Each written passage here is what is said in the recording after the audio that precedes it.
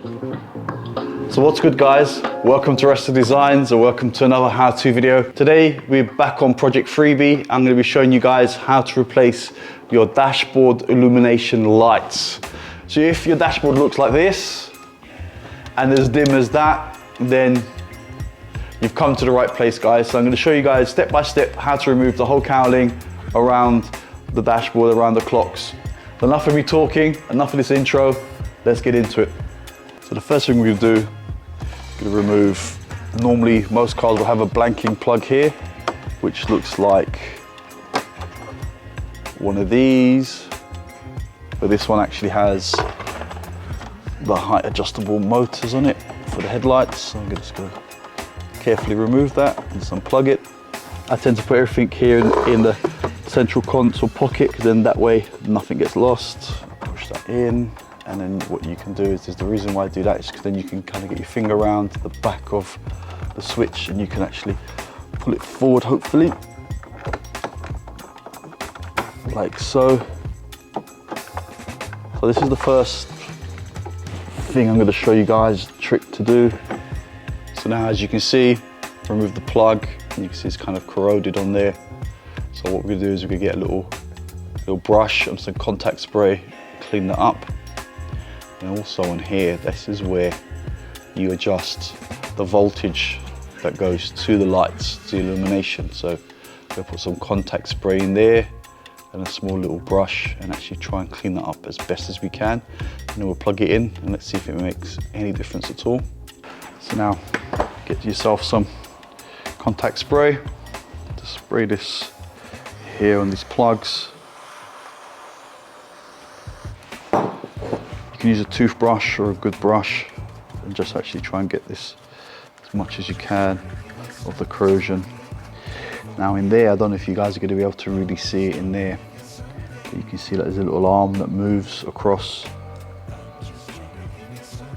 there. Hopefully you can see it. So what I'm going to do is I'm going to put some spray in there very carefully with the brush. Try and get the bristles in there. Try and clean it up as best as I can.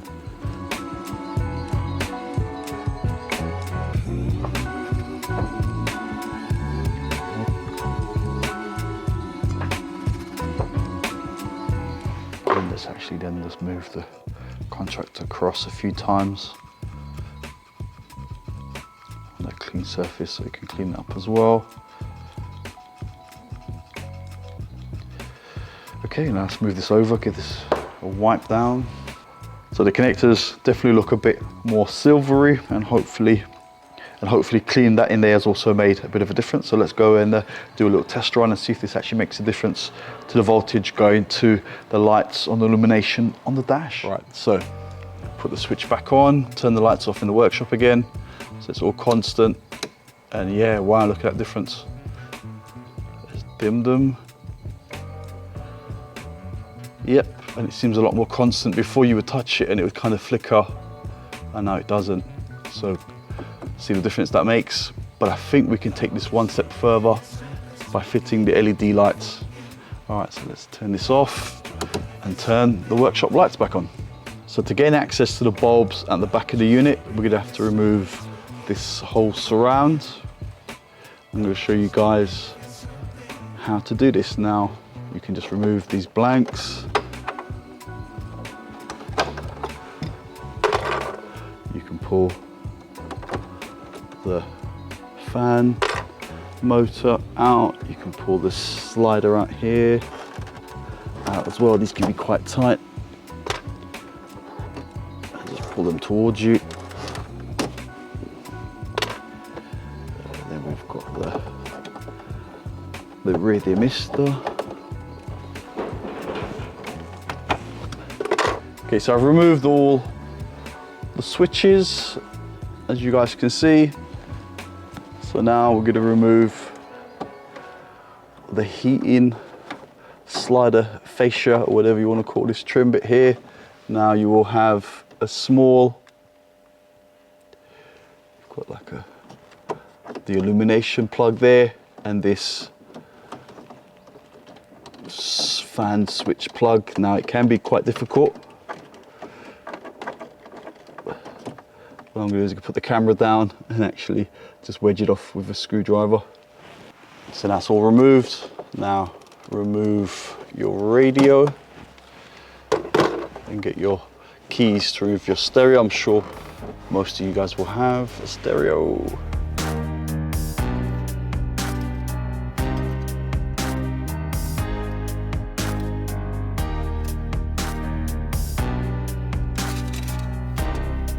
So now that we've done all that, the next step is going to be screws. Now you're going to have, there's 1, 2, 3 there. There'll be a 4th one here. Then a 5th one there. Hopefully you guys can see. And then there'll be one up there. Another one up there. And then that's why we've kind of removed the stereo. There should be another one up in there, which we can just get to by removing this plate down slightly.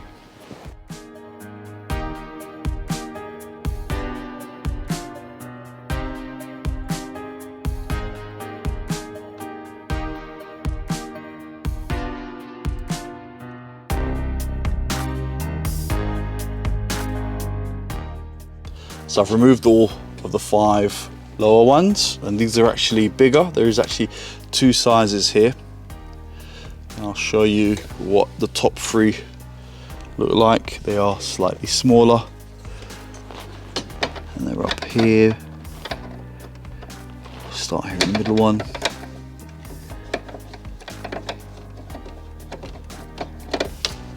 So as you guys can see, there is a difference in the size between the lower ones and the upper ones. So you need 5 of these bigger ones and 3 of the smaller ones, and surprisingly these smaller ones, there should be another 2 which actually are on the little winglets that hold the clocks in place, will be the smaller ones, or it should be the smaller ones unless someone's actually forced the bigger ones in there.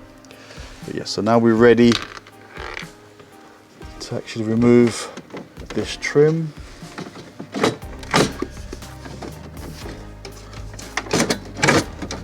Now there will be one more plug, which will be for your brake light warning. And that's it, just slide it out to reveal this lot.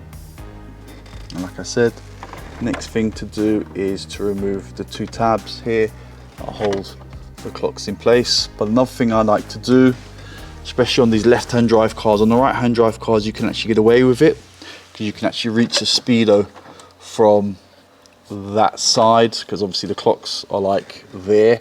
But on the left-hand drive cars, I remove bottom cowling, because you can actually get up with your hand and actually reach the back of the speedo to actually unclip the speedo cable from the back of the clocks. Another advantage of actually having the lower cowling off, you can reach the bottom of the plugs. It depends if you're a C1 or C2. If you're C1, you've got 2 plugs. If you're C2, you only have 1 plug. So now we've got the clocks on the bench. What we're going to do is we're going to remove the lights and just rotate them anti-clockwise. So literally just push them down slightly and rotate them round. And this is the one for the center clock there. This one's a bit tight. There we go. Now, these are the new ones, which are LEDs, as you can just about see, but they're actually, unlike the ones on eBay, are actually a carbon copy, perfect fit. Now, with them being an LED, you do have to check the orientation of them. So they fit in both ways. So what you're going to have to do is, unfortunately, you're going to have to actually put them in, check the polarity, and like I said, it's going to be trial and error to see which is the orientation of the way they need to go in. So, next one now. Okay guys, so as you can see, all 3 lights are working. There was only one working at the beginning, so I had to kind of twist it and then twist it again until it actually changed the polarity on them, and they all worked perfectly. So now I'm just going to unplug it, because I can't wait to get this mounted all in its location. Right, so I've turned all the lights off in the workshop, and now let's do the test to make sure they all work. There we go. Look at that. Look how bright that is. Let's put it on the dim setting. It doesn't really dim. That's it dim, and that's it at max. So you could probably get away with it just on dim, actually.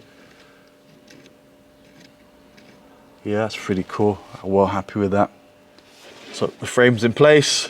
Another thing I like to do actually, guys, is with this felt tape, is actually put it on the back of this surround. It helps prevent kind of squeaking and rattling and stuff, which is always a nice added bonus. So I've done that now. Always start where you finished. So basically, last thing to take off is the first thing to put on, which is this brake warning level handbrake light. Indicator switches on, push these through, get the radio wires through as well. Now that you've got access to them, it's quite easy. We'll just push all the stuff out. And that'll be the first thing I'll plug in. Will be that, but obviously before I do all of that, put the 5 screws in at the bottom and then the 3 smaller ones at the top.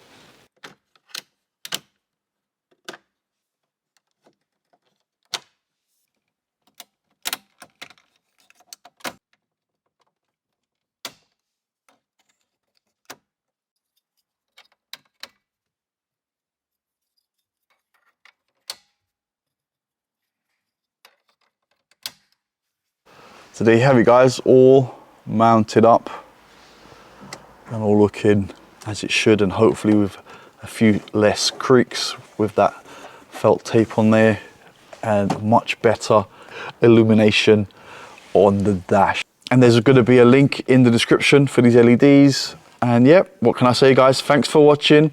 Please subscribe, support the channel, ding-a-ling-a-ling, click on that notification bell, and be safe, guys.